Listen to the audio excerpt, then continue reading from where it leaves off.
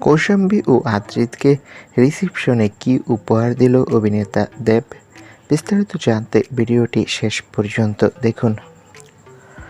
সদ্য সামনে এসেছে অভিনেতা আদ্রিত রয়ের বিয়ের ছবি। আদ্রিত রয়ের ফ্যান পেজ থেকে ভাইরাল হয়েছে সেই ছবি।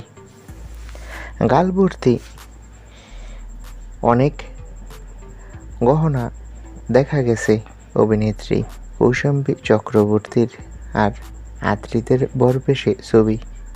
ইতিমধ্যে ক্রাশ খাচ্ছেন ভক্তরা।